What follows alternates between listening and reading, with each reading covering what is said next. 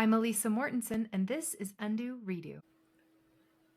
Hello, people that I love, people that love to undo drama and redo with calm connection. Let's have some more peace in our interactions. In this episode, I'm going to be talking about what it looks like when you're not feeling like it. There are days where we just don't feel like it. We're not having it. We're just done. Pardon me, I'm working on my microphone issues a little bit and a camera that went out, so I'm using a different camera today. Last time I used it, I had a super close up, so hopefully today it's not too close up if you're on YouTube watching. But I want to talk about how you're not feeling it, but you need to show up. You need to show up for yourself and you need to show up for other people. Most days we don't know how to navigate in a way that keeps us engaged and not completely shut down. I hear a lot of complaining, even from my own brain, that shuts me down. I am a victim, and everything around me is causing all of my pain, all the disconnect. I'm not part of the problem at all. I'm the one that's at the effect of the problem, right? But we know, if you've been listening to me and following me for a while, that the disconnect is us and some of our unalignment, or we're misaligned and disconnected somehow, and that we are the ones perpetuating the problems that we have the most. And I want to talk about why we think we need motivation in order to show up in the ways that we need to with our homes and our families and our careers. Why do we feel like I just am not motivated today? I'm not motivated. I'm just going to wait till I'm motivated to do that.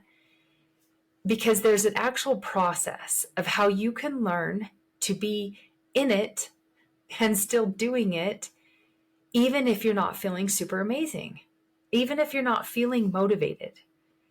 This is literally the number one thing that is complained about my clients, is this need to find motivation. Like, where is our motivation?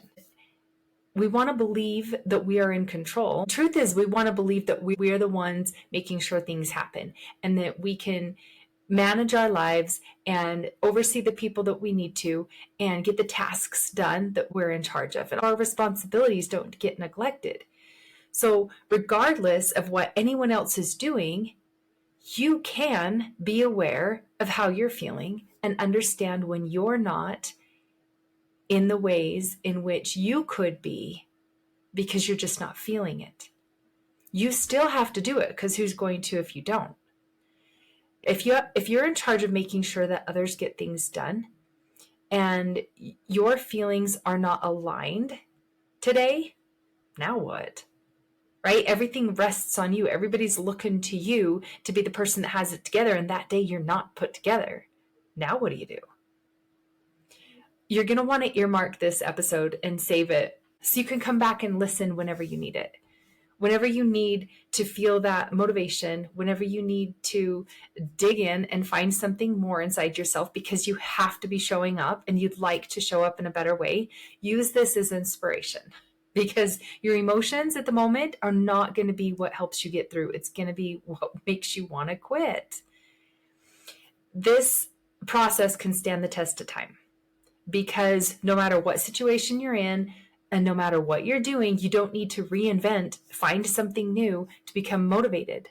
You don't need to buy anything new or get that next little hit of anything to eat to get you motivated and to get you excited. Because it comes from inside you, that's the best news ever. You're always with yourself.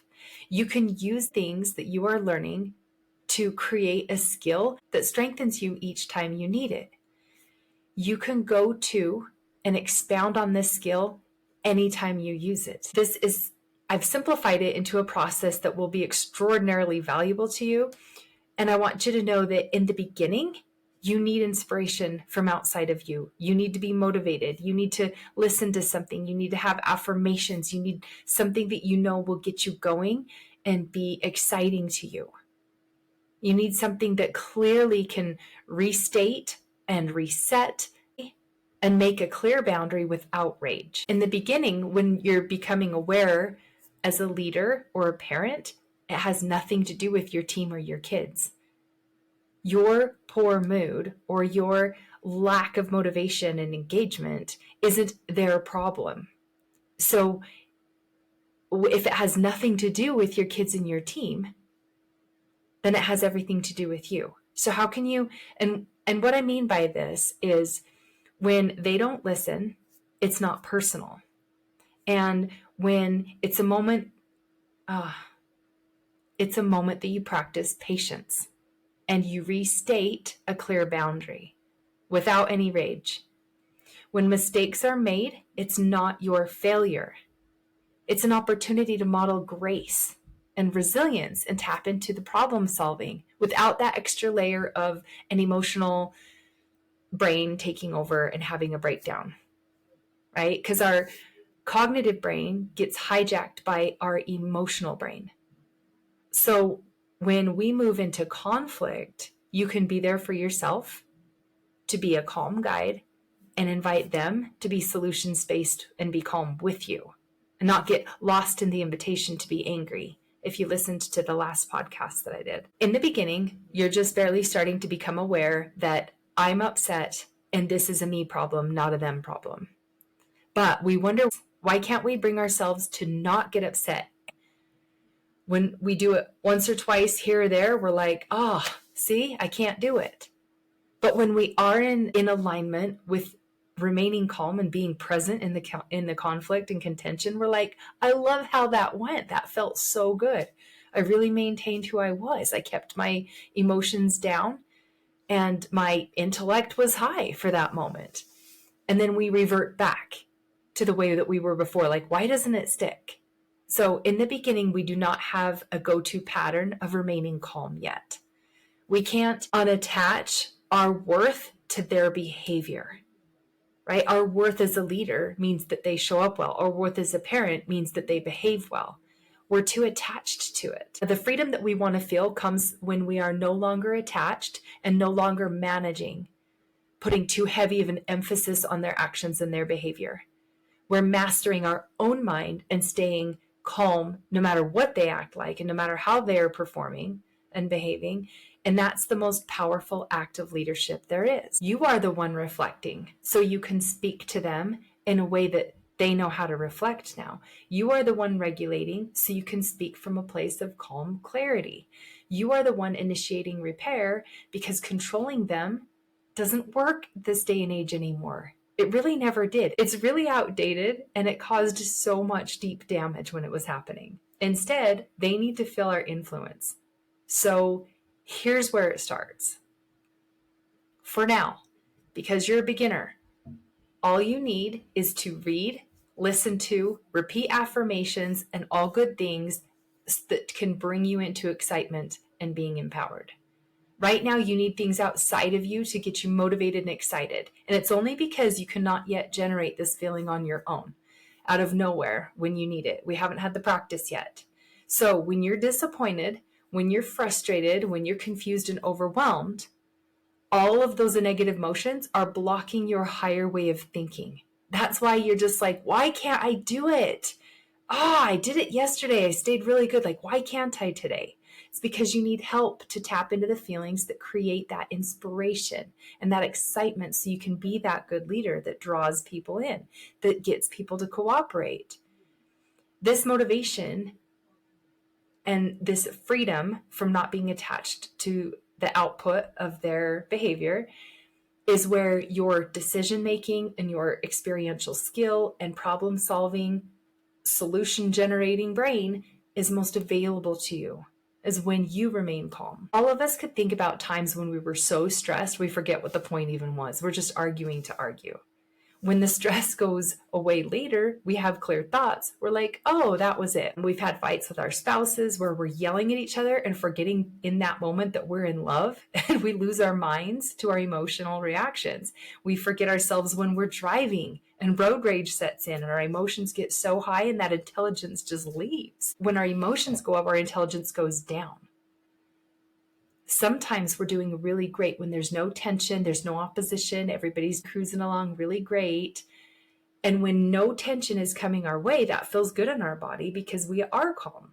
There's influence no outside things influencing us to do any differently. It's so easy to be thought out, to feel happier, things are going smoothly, our guards are down, we're at complete ease. But when not everything is going well and we get frustrated, we can't make decisions if we don't stick to who we really are. We shouldn't have to have everything going well all the time in order to remain who we are. In the meantime, what works for you to get calm? What inspires you? What can you listen to that gets you back on track, that taps you into who you really are? You'll need to spend time actively working on observing yourself when you're upset and playing around with what could work to calm you down. How do you access the knowledge that's on the tip of your brain that knows better and that can back down, even when you're feeling really awful? When it's really hard to think straight, take note. Try something that works for you and journal about it. Write it down, study yourself, pull it out and read it in those moments where you are just not feeling it. The kids need you. You have to be somewhere. You're going somewhere really important and everybody's got to be really put together. Those times do happen. You're giving a presentation, you're at work and your team needs to perform really well and you're not feeling it. That's going to happen. So in the meantime, take some notes, find out what works, read it, pull it out when you need it, memorize it, because once you lose your brain, you're not going to remember what works for you. We're going to bridge the gap from when your emotional brain takes over and your cognitive brain is no longer available to you. You're going to pull something out that has it already written down. And you're going to be there for yourself to guide yourself through. You're going to have these tools listed, right? Here's your tools. Here's the tool belt. It's all going to come into play. What do you do to get more tools? You notice your emotions. You notice what thoughts work. Listening to what gets you engaged. And you acknowledge when you feel off. I feel off. I feel like this isn't going to work. I need more reserves. I need something that I plan for ahead of time to pull out right now. You need to own your experience.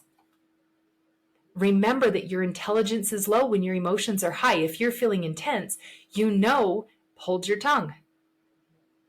Not talking may work for some people. Speaking a truth may work for some people. Those are tools. You get familiar with those tools, you get used to using them. If you are feeling really, really unmotivated and not on top of anything, you need to remember those things. So bridging the gap is using the information that you find about yourself so you know how to keep yourself supported through these times. You don't have to have a great day and have everything going well for you to keep a clear mind. It's an emotional balance. You just address when you're out of balance. You own the heaviness. You take some radical ownership of how you're overemphasizing the negative. You connect with yourself and allow that emotion to be there. We're not trying to get rid of that emotion. We're not trying to get to happy. We're not trying to get to motivated. We're just going to do it unmotivated, unhappy, disgruntled, and frustrated.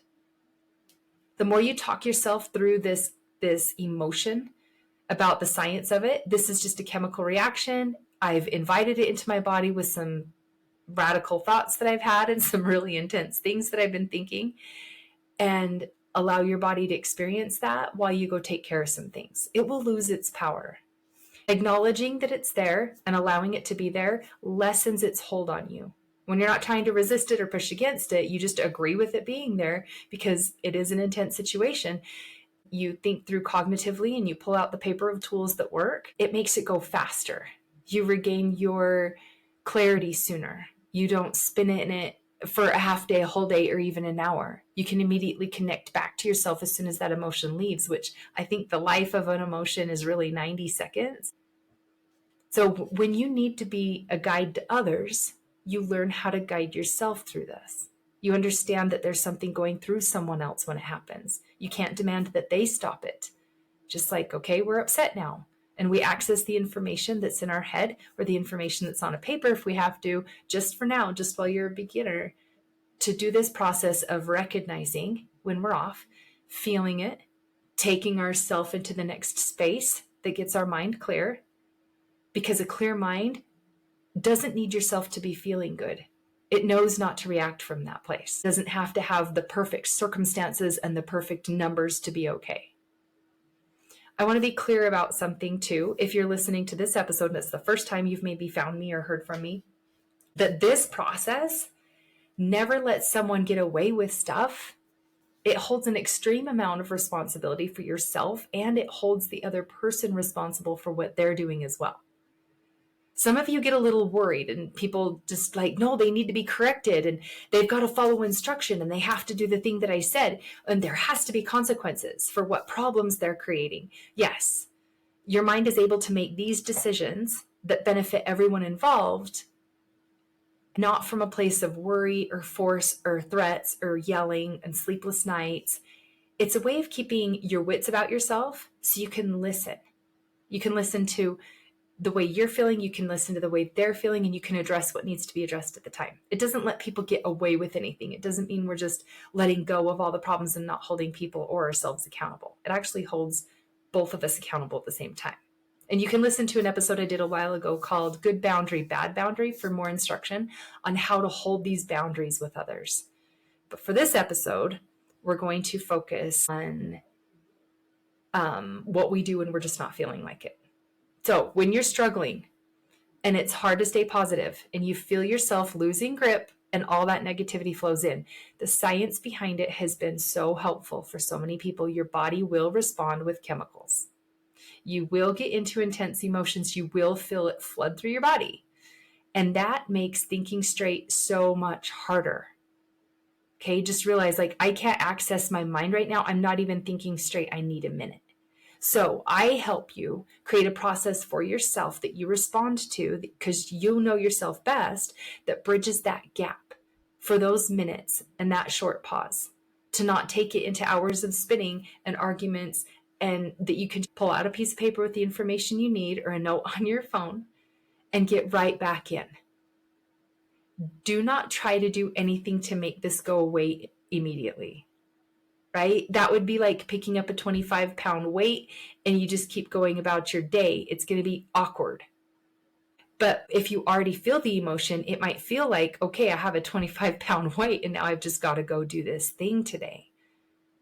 And I could be like, oh, I thought it was going to feel great today and I was going to kill it with positivity and impact others and everybody would join me in it. But actually what's happening is I'm going to hold on to this heaviness inside, this awkward weight, because of how intense and negative my thoughts were, and I still need to be who I am to them.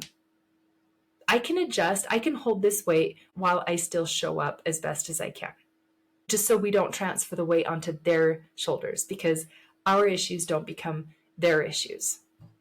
They need to feel light and free to perform their best and respond to us well and have access to their higher thinking, and when we put pressure on them, it adds to what they're already dealing with in their own lives and in their own minds. To be a human these days, right? But not pushing against that emotion and trying to make it go away fast dissolves it. It literally loses its power over you when you stay present in decision making and you're calm and you can regulate. It's calming for everyone when you are in the room and you stay regulated. You can pause, take a deep breath, invite everybody to do the same, and hold plenty of space for them and plenty of space for it to happen for everyone. But you have to be able to access your highest thinking because that is the most valuable place you can be. So the process is to bridge the gap by studying yourself. Write some things down. Don't resist your emotions. Save this and listen to it when you need it, because you're going to want to share it with anyone who comes to your mind. That's how heaven reaches us, is through each other. If you think of someone, they may need this. We want to be the person that heaven can count on. I'm close to releasing Fix It in 5. It's like a reset or reconnect. So when you feel disconnected, it takes about 5 minutes to get back to that brain of yours, to get back to being connected. Because using force to reset is failing more than ever now. Authority feels very hollow when people don't listen. And then we get louder. It won't cost anything. It's just a free Fix It in 5 reconnect for everyone. And I'm so excited to share it with you all. But for now, find out what motivates you, find out how you stay connected, and stay in that clear part of your mind. All right, that's what I have for you today. I love you all. Until next time, bye.